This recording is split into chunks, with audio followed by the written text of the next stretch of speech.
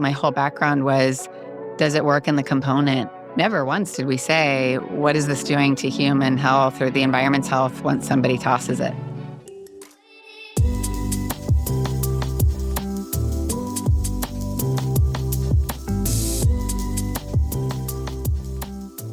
Good. Welcome to the Shift Code. It's a podcast where I'm having conversations about innovation, leadership, transformation. And today, my guest is Annie Jackson. Yep. She's the founder and CEO of Credo Beauty. It's basically the largest, how do you call it, clean beauty retailer? Exactly. Yeah, in the US. Yes. And you created a new standard for ingredient safety. You're very well known for that. Transparency, sustainability. You've banned, I think, close to 3,000 ingredients. That's correct. Yeah.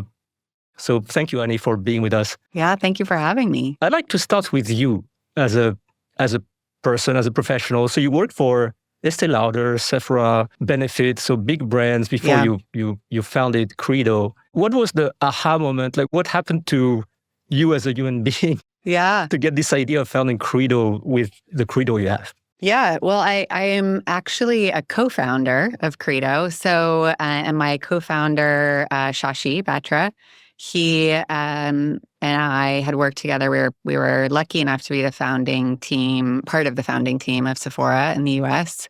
And that was a really big catalyst for Credo, honestly.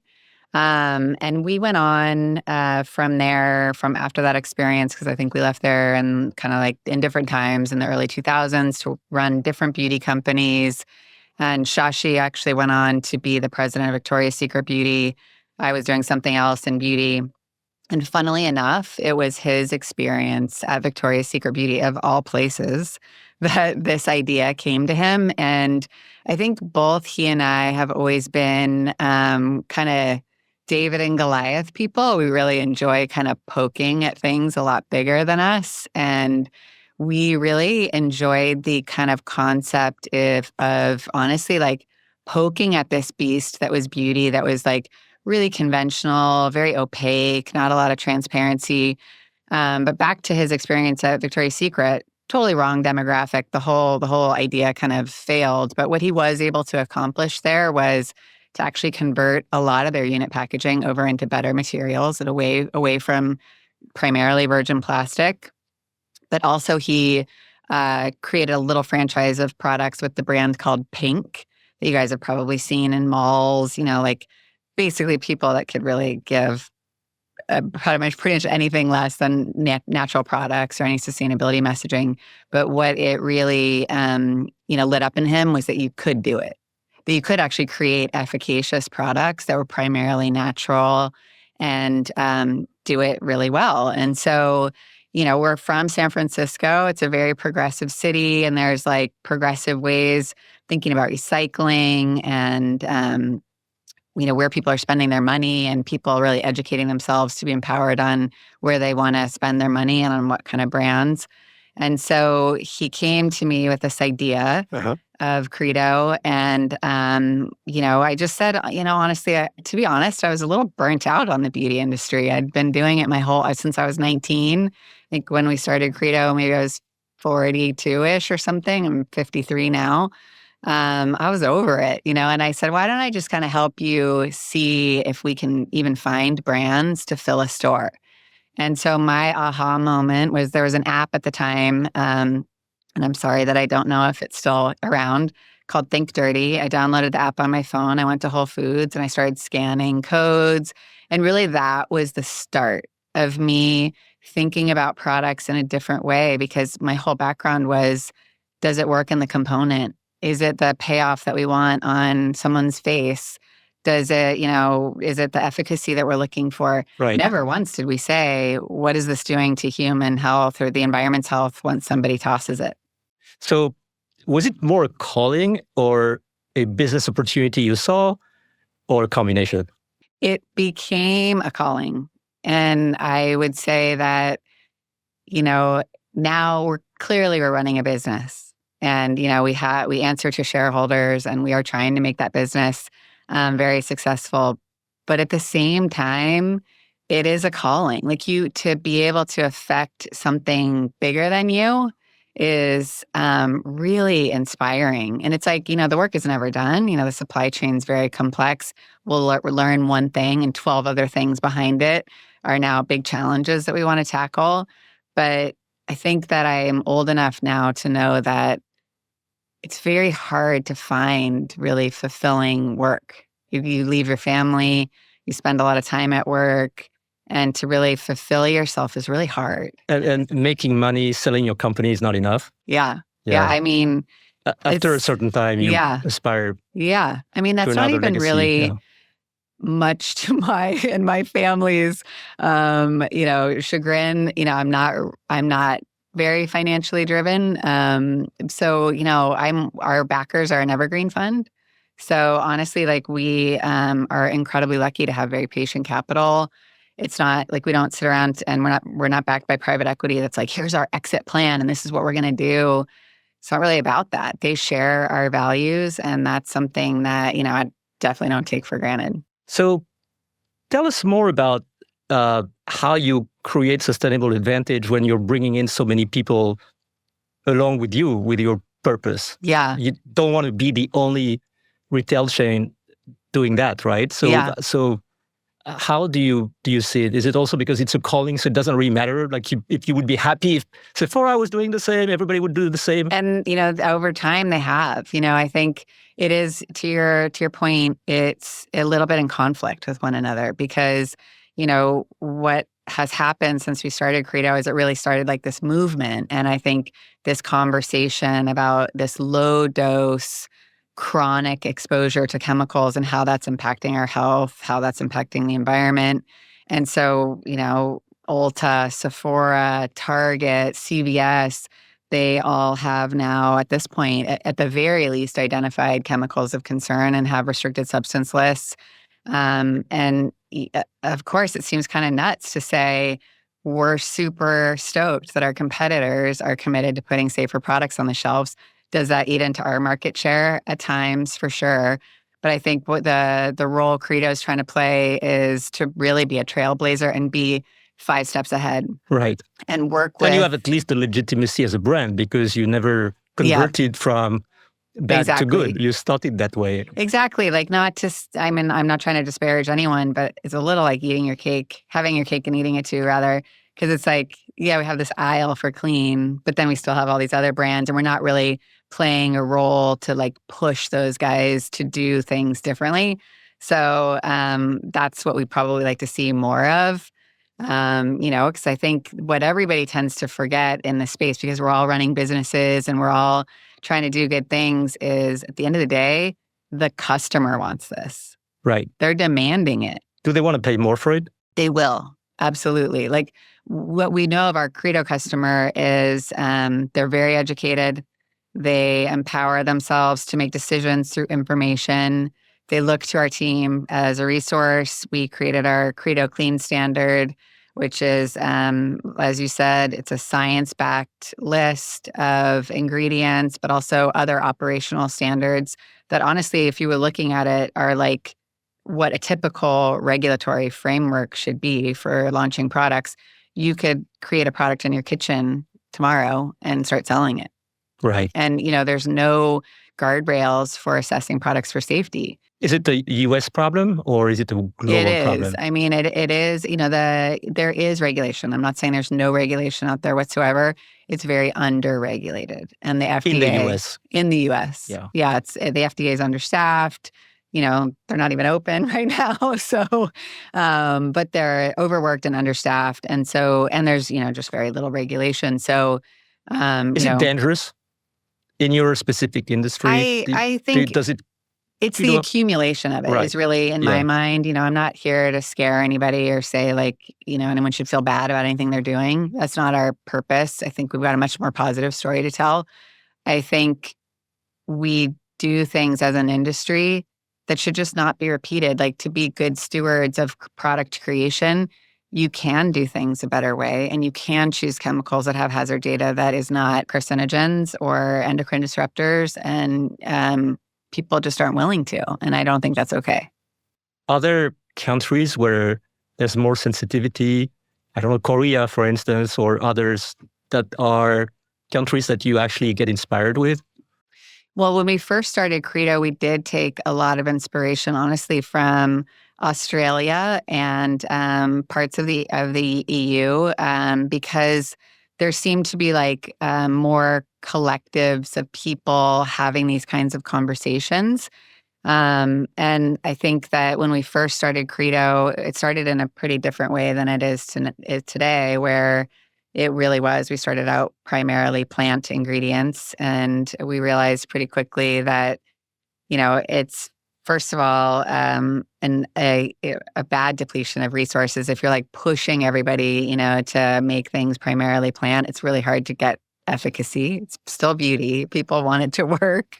So it was kind of an unintended consequence. And we quickly changed gears to say, basically, it's as long as the product is known to be good for you, like all the ingredients are very transparent. We know what they are, what they do, why they're in there, because this is what the customer wants to know.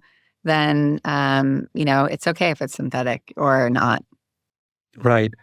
Do you feel it is more difficult to organize the discipline in your supply chain, in your industry, if you're a company coalescing other companies, or do you think it would be much easier if the government or government agency were taking this very seriously and regulate more? I mean, I think at this point, it really would be helpful if they regulated the term clean, because I think there's a lot of negative discourse about the word itself. And I hope that discourse comes from two places. I hope it's coming from people that are upset about greenwashing or cleanwashing. We agree. That's not, it's not good. Greenwashing is not a good thing. But if you think about all the terminology used in beauty today, there's very little that's regulated. And so, yeah, it's like the Wild West out there. But I think that if they were to regulate the term, that would make it much easier and push market share into the right places. Let's talk about those standards that you have developed.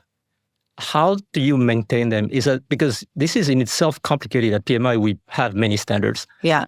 It's hard to keep a standard up to date. It's a lot of work. It's a big investment. Do you carry this on your own, or do you have other companies helping you out? We have both.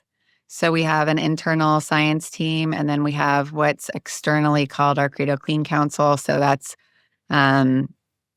chemists, academics, toxicologists, scientists, that are external people that all weigh in on different aspects of our standard. Are they volunteering, or you need to pay them? Yeah, they're volunteering. I think what we give back to them is, first of all, they're learning, because, we bring to them conversations that are new, and maybe they need to kind of, figure them out, or we need to spend some time talking about it. And I think that also in turn, we highlight their work. So we'll have, either brand consortium calls or panel discussions or podcasts like we're having here, and bring one or two of them and highlight their work and their particular field of study. Do you feel that AI is going to help you do this more efficiently? Yes. So when it comes to just vetting brands to be okay to be at Credo, we're working with Potion AI on that. And I think there's a lot of aspects. Credo is a pretty small company still. Mm-hmm. And so we're never, right now going to be this company that's, the customer experience is driven by AI. That's not our thing. What we are really excited about with AI is things like that help us vet brands better, help us determine who's truly compliant, because there's still just a lot of, it's hard to be transparent in supply chain, and also just do our jobs better and faster, being a small team. Do you focus on safety only, or do you see your role expanding to other aspects of the UN Global Compact, for instance? How are the products sources? Sourced from? How does it affect local communities? Like, of course, it's endless, right? Yeah. And you're a relatively small company, so where do you put the limits to what you actually regulate? Yeah, we are almost like shepherders, really, because of course these are third-party brands, And I think as a brand, we could have two brands here and they're not going to check every single box of our standard equally. But I think So you give a score? How does it work? No scores. So take, for example, the aspect of our standard that is around sustainable packaging. We require that brands coming into Credo today have 50% or greater PCR packaging or better materials of some kind in their product. Are there brands today at Credo that don't have that? Yes, but it's because they were in Credo prior to us coming up with these guidelines. So now we're spending most of our time, to get them to transition over, because it's also not very sustainable to say, okay, brand, take the 200,000 units of components you have and just toss them and let's do something different. So a lot of it is just finding out what stage they're in and working together as partners. But to answer your question, our standard covers things right now that are labeling guidelines, being able to back up claims, following INCI nomenclature, of course, being compliant with our restricted substance list, sustainable packaging, working with contract manufacturers that are GMP certified, making sure they're paying people a living wage and they're treating them well. I think the hardest part of our job is teasing out from someone, are you authentically in this with us? Like we saw a really interesting brand the other day and it had, we're still merchants. Like it got our spidey senses excited to see it. Like the packaging was really interesting. The founder story was really interesting. And we were super excited about it. And he was like, I'm not in 50% PCR yet, but I'll do it for you guys. And I was like, oh, that's not the answer I wanted to hear. I don't want you to do it for us. I want you to do it because that's what you want to do, right, because it's the right thing to do. Invested in this. Committed. Yeah. Interesting. So to compound the complication, you're in a very trend-driven industry with a very fragmented offer, which is always a nightmare, of course, for any retailer. Yeah. How does that complicate things, or is it actually a simplification for you to have very strict norms and it makes your catalog more stable? Like how does it affect your business from that standpoint? Yeah, I will say, we live in a land of, kind of conflict with that, because, beauty is a lot of what's driven is trends and newness and things like that. I would say that, we operate the company with around 130 brands. We don't, we're never going to go beyond that. So if a brand comes into Credo, one has to come out, and we want to work with them in the most longest range possible. Like, but they might have multiple products, right? So yeah. We don't want to send back a whole bunch of products. We're also typically very close with the brand founders that we work with. So they have lives. They are, So still 130 brands, that's a lot. Sephora, for instance, would have how many brands? Hundreds. Yeah. So we keep the assortment tight. Having new products is important. We're never going to be, though, the company that's like on top of every trend. We're trying to fulfill in someone's life products that they love and will come back to use every 3 months or so. We're in neighborhoods and we're on the street because we want to plant ourselves where people are living their daily lives. They're coming by Credo when they're doing all their other errands. They're, investing in their health. And, this is just part of their lifestyle. Are there different types of consumers as well? More loyal, less subject to trends, or? Yeah, I think we're in cities and we're in major high streets. So we're always going to have like tourists and kind of looky-loo people. And then like our core customer base. I would say our core customer base is, like I said earlier, typically on the weekends, she's coming in with her mom and she's pushing a stroller and she's introducing her mom to all the brands and the products. And I would say it's very generational. And we are adopting a little bit of an older customer too, because I always joke that, Gen Xers are like, just get the wrinkles away. That's all I care about. I don't care about anything else. And now I think there's just more awareness to chemicals impacting people's everyday lives. And so we've seen a much faster adoption of an older consumer. Let's talk a little bit about the situation right now. So you're only in the US. Yeah. So let's talk about the US. How do you see the disruptions happening right now in terms of deglobalization, impact on the supply chains, of course, tariffs, Yeah. maybe the general mood around sustainability? Yeah. How do you see this affecting your business right now and in the next 10 to 20 years? Like, is it something you're really thinking about, or? Yeah. Yeah. Yeah. I think what's interesting about our ecosystem of brands is we're typically the first start for them. So they're usually very small, independently owned. 97% of our brands are owned or operated by women, which is something we're really proud of. We try to be a good resource for them.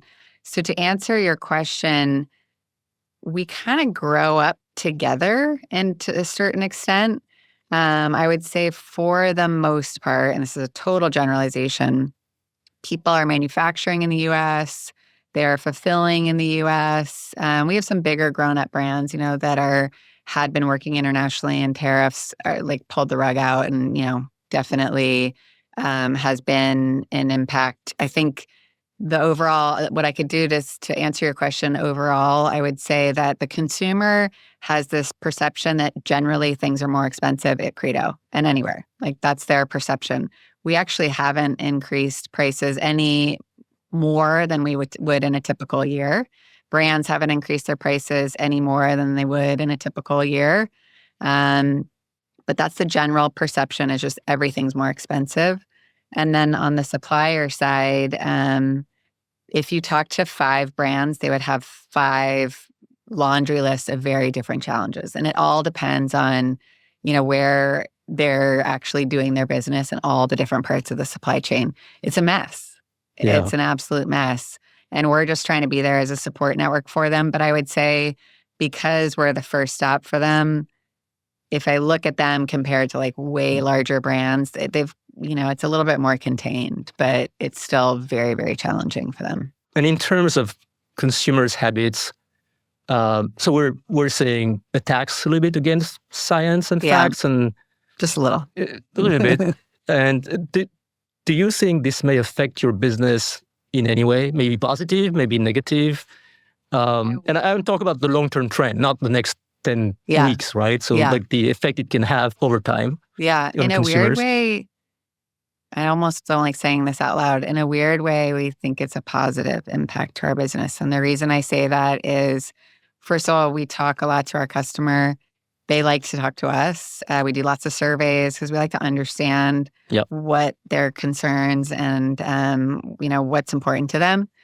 But I think with AI and what's going on in the world, and everything feels very heavy and very negative and very scary, honestly. My daughter is a scientist. So like we feel firsthand the, what's should be up is down, and it just feels very chaotic. And I think people are looking at Credo, the brands that we carry, the optimistic story of why those brands came to be, as a place of calm and a place of refuge. I was in New York during Election Day last year, and it was a hard day. And I went into our store. I didn't want to be in the store. I didn't want to be anywhere. I just was like, I guess I'll go hang out in the Soho store. Like the whole day just went sideways for us. And what was crazy was we had droves of customers coming into the store, not to buy stuff, just because it made them feel better. Right. And that was like, I ended up walking back to my hotel so energized and so happy because we created that. Yeah. So is this the positioning you want to have, like to maybe transcend divisions? I think for us, how I see Credo moving into the future is more about how can we demonstrate our work as looking ahead to certainly give the customer what they want, but not compromise future generations. That's how I see Credo. And I think that, we do get a lot of backlash, I would say, from the industry about clean. And it really, I believe, is coming, kind of from the conventional space, because what we're doing impacts supply chain for them, it impacts costs for them. It's harder to do. But like I said, it's what the customer wants. And it's what we should be doing as to future-proof beauty. If you think about Credo 15 years down the road, the day you decide to maybe hand it over to another CEO, what are the most important things you would want to have accomplished? Is it the size of the organization? Is it being true to yourself? Is it a combination? Let's try to project a Credo that would make you really proud of your own legacy. Would that be? It's funny because I think about it a lot, because Shashi passed away when we started the company. And I often think, like, would he be happy with what we're doing? Like, would he be proud? And I think he would. And what I think would make me most proud is to have Credo in 50, 100, 150 different neighborhoods, because why that's important to me is it means that our brands could actually realize scale with us, versus what's happening is they're having to make sacrifices, potentially work with partners that don't share their values, have business disruptions because maybe it doesn't work with them scaling with partners that thought sustainability was really important one day and then maybe not so much the next day. And right now, with 16 stores on a website, we're a great, launch partner. We're a great person to, definitely give them legitimacy in what they've worked really hard to do, which is to be a true clean beauty brand. But to actually scale, right now, we can't be that partner. And that's really, really hard for me. Thank you, Annie. Thank you so much. Thank you. Thank you for having me.